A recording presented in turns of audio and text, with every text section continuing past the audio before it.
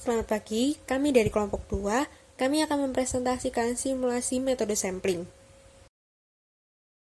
Sebelumnya perkenalkan, nama saya Rena Ayunda dengan NRP 42050020027.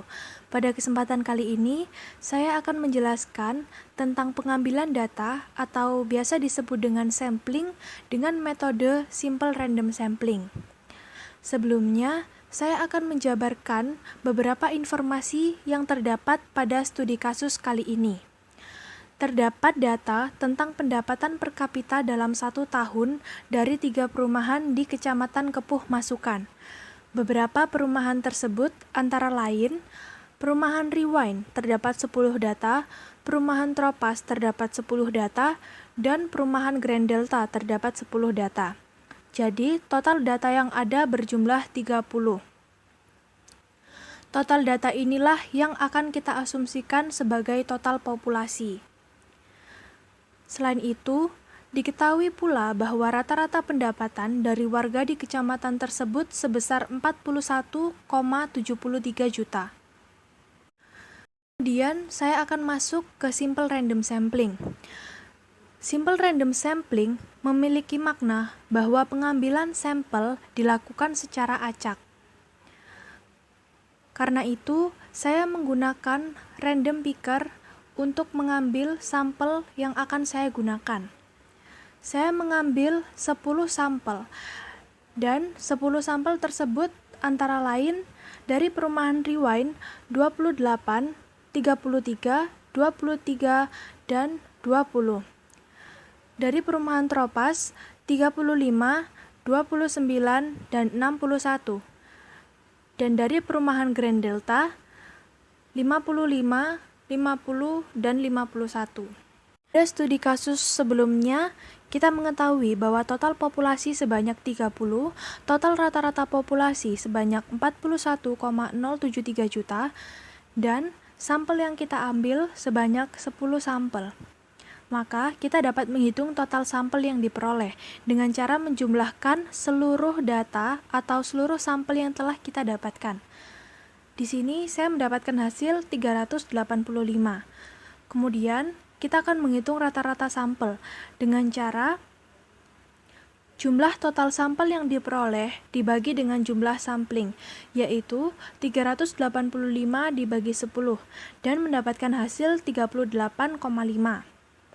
Kemudian, menghitung nilai sampling error yang diperoleh. Dengan rumus, sampling error atau SE sama dengan mutlak X bar dikurangi mu. X bar di sini menunjukkan rata-rata sampel yang diperoleh dikurangi dengan mu atau rata-rata populasi, yaitu 38,5 dikurangi 41,073. Dan mendapatkan hasil minus 2,75. Karena di sini dimutlak, maka minusnya hilang menjadi 2,75.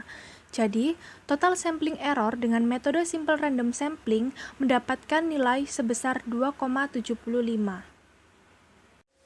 Perkenalkan, nama saya Queen Angel, NRP 42050200017. Saya akan membahas tentang systematic random sampling. Di sini diketahui bahwa total populasinya ada 30, rata-rata populasi ada 41,73 juta, jumlah samplingnya ada 10. Systematic random sampling ini, sampling pertama diambil secara acak, maka saya menggunakan random picker dan ketemu angka 49 dari perumahan Grand Delta. Pemilihan elemen-elemen berikutnya ditentukan secara sistematis, yaitu dengan menggunakan interval tertentu sebesar K. Lalu kita mencarikannya, yaitu N besar, atau bisa disebut total jumlah sampel yang ada, dibagi N kecil, atau bisa disebut sampling yang diminta, sama dengan 30 dibagi 10, dan K-nya ketemu 3. Sehingga ditemunya sampel 49, 41,7, 60, 61, 23, 28, 34, 40, 54,8, dan 44. Sesudah kita mencari sampelnya, maka kita mentotal semua sampel yang ada. dan totalnya ialah 435,5. Sesudah kita mencari totalnya, maka kita lanjut mencari rata-rata sampel. Rata-rata sampel didapatkan dari total sampel, yaitu 435,5 dibagi jumlah sampel yang ada, yaitu 10, sama dengan 43,55. Sesudah kita mencari rata-rata sampel, lalu kita mencari sampling error dengan menggunakan rumus SE sama dengan rata-rata sampel dikurangi rata-rata populasi. Lalu kita masukkan rata-rata sampelnya ialah 43,55 dikurangi rata-rata populasi 41,073. Sehingga ditemukannya mutlak 2,477. Lalu mutlaknya kita hilangkan menjadi 2,477. Jadi total sampling error dengan menggunakan metode systematic random sampling adalah 2,477. Perkenalkan, nama saya Cynthia Yolanda. Di sini saya akan menjelaskan metode cluster random sampling. Dari studi kasus ini memiliki data tentang pendapatan per kapita dalam 1 tahun di perumahan kecamatan Kepu Masukan. Diketahui juga bahwa rata-rata pendapatan dari warga di kecamatan tersebut adalah sebesar 41,073 juta yang dibagi menjadi 3 area. Area pertama yaitu Rewind, memiliki data 20, 28, 33, 20,5, 23, 30, 58, 34, 26,2, 33. Dengan populasi totalnya 10 dan sampel 3. Kemudian yang kedua area Tropas yang memiliki data 35, 46, 40, 29, 54, 44, 40, 61, 54,8 dan 33 dengan populasi 10 dan sampel 4. Yang terakhir area ketiga yaitu Grand Delta yang memiliki data 49, 39, 51, 60, 50, 22, 41,7, 55, 61, dan 61 dengan populasi totalnya sebesar 10 dan sampel 3. Saya mengambil sampling acaknya dari Rewind yaitu 20, 20,5, dan 58. Tropas yaitu 35, 29, 40, dan 33. Kemudian Grand Delta yaitu 49, 60, dan 41,7. Lalu hasil dari rata-rata sampel dari total sampling acak dibagi 10 sampel. Hasilnya sama dengan 38,62. Kemudian sampling errornya dari rata-rata sampel dikurangi rata-rata pendapatan, yaitu 38,62 dikurangi 41,073 sama dengan minus 2,45. Nilai mutlaknya menjadi 2,45. Saya Angga Amelia Yusuf, saya akan mempresentasikan tentang stratified random sampling.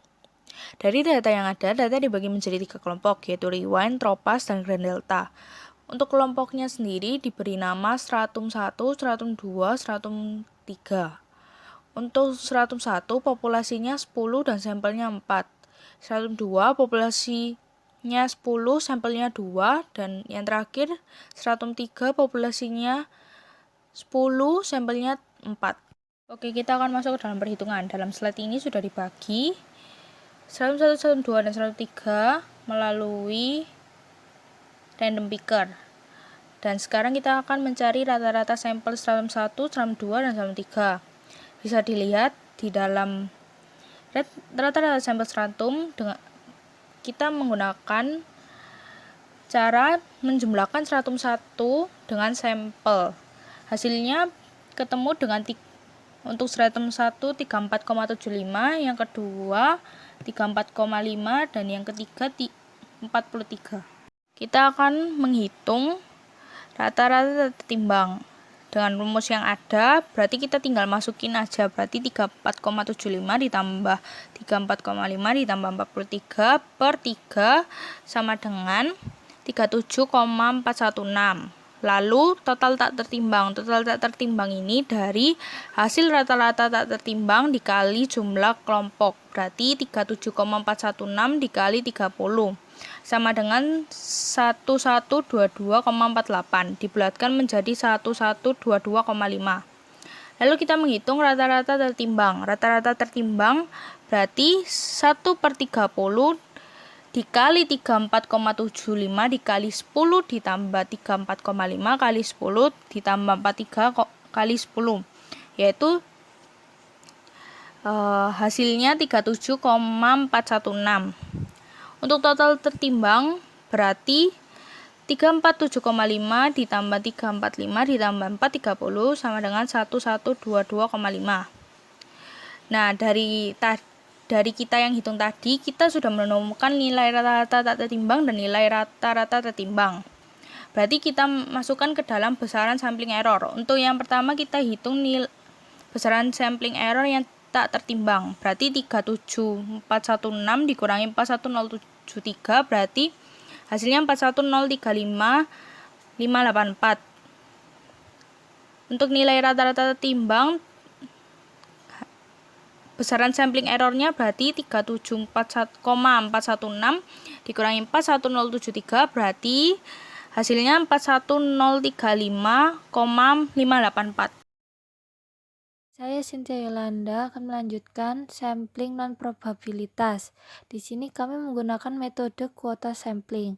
Metode ini hampir sama dengan sampling acak berlapis, tetapi pemilihan elemen tiap stratum tidak secara acak, dan jumlahnya ditentukan berdasarkan jumlah kuota. Studi kasus ini dibagi menjadi 3 area atau stratum. Yang pertama stratum 1, yaitu rewind, dengan kuota pendapatan sebesar 30 jutaan, yaitu 33, 30, dan 33.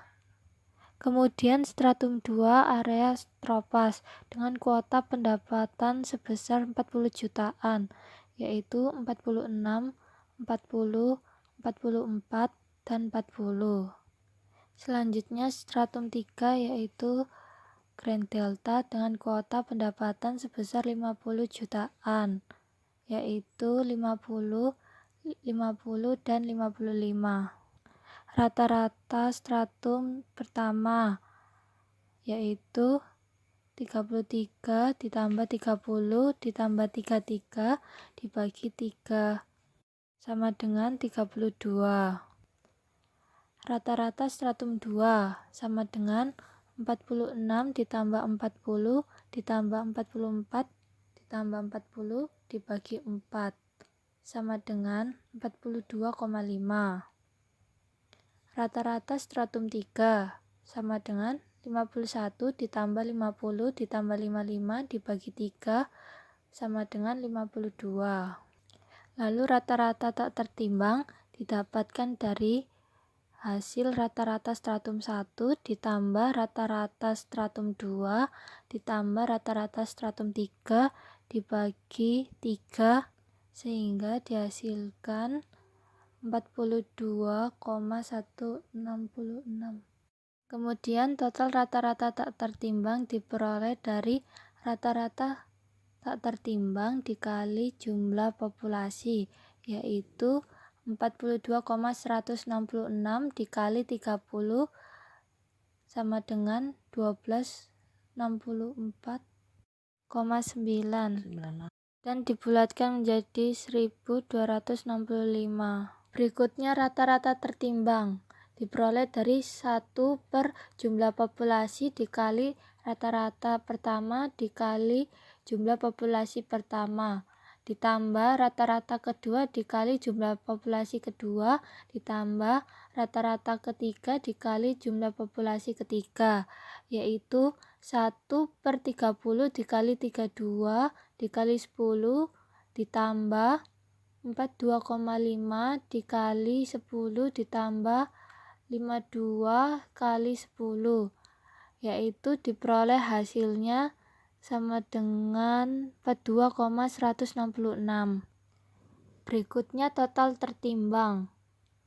Diperoleh dari rata-rata pertama dikali populasi pertama ditambah rata-rata kedua dikali populasi kedua ditambah rata-rata ketiga dikali populasi ketiga.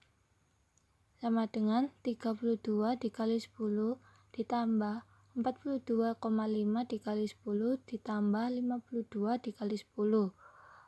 Dan hasilnya sama dengan 1265. Kemudian nilai rata-rata tak tertimbang sama dengan 42,166. Dan sampling errornya sama dengan mutlak 42,166 dikurangi 41,73 sama dengan mutlak 1093 dan hasilnya 1093. Selanjutnya nilai rata-rata tertimbang sama dengan 42,166 dan sampling errornya diperoleh dari mutlak 42,166 dikurangi 41,73 sama dengan mutlak 1093 dan hasilnya diperoleh sebesar 1000,93. Oleh karena itu, alasan kami memilih metode kuota sampling karena yang pertama, teknik untuk menentukan sampel dari populasi yang mempunyai ciri-ciri tertentu sampai jumlah atau kuota yang diinginkan sudah terpenuhi. Contoh dari soal yang diberikan jumlah sampel dari populasi 30 orang, sedangkan metode lainnya kurang dari 30 orang atau yang terbaik. Yang kedua, besaran sampling error diperoleh lebih kecil daripada metode lainnya, sehingga hasil yang diperoleh akan akurat, yaitu mendekati data yang sebenarnya. Lalu yang ketiga, metode ini adalah metode yang paling efisien. Kesimpulan evaluasi yang kami dapatkan adalah rata-rata pendapatan dalam juta untuk seluruh metode sebesar 41,073. Untuk total sampel dari simple random sampling sebesar 385. Systematic random sampling sebesar 435,5. Cluster random sampling sebesar 386,2. Stratified random sampling rata-rata tertimbang sebesar 1122,5. Stratified random sampling rata-rata tak tertimbang sebesar 1122,5. Kemudian kuota sampling rata-rata tak tertimbang sebesar 1265 dan kuota sampling rata-rata tak tertimbang sebesar 1265. Kemudian rata-rata sampel dari simple random sampling sebesar 38,5, systematic random sampling sebesar 43,55, cluster random sampling sebesar 38,62, stratified random sampling rata-rata tertimbang sebesar 37,41, stratified random sampling rata-rata tak tertimbang sebesar 37,41. Kemudian kuota sampling rata-rata tertimbang sebesar 42,166 dan kuota sampling rata-rata tak tertimbang sebesar 42,166. Selanjutnya sampling error dari simple random sampling sebesar 2,57. Systematic random sampling sebesar 2,47, cluster random sampling sebesar 2,45, stratified random sampling rata-rata tertimbang 3,6, stratified random sampling rata-rata tak tertimbang 3,6, kuota sampling rata-rata tertimbang sebesar 1,093 dan kuota sampling rata-rata tak tertimbang sebesar 1,093. Kesimpulan dari seluruh metode sampling, yang terbaik adalah metode kuota sampling dari sampling non-probabilitas. Demikian presentasi studi kasus dari kami. Terima kasih.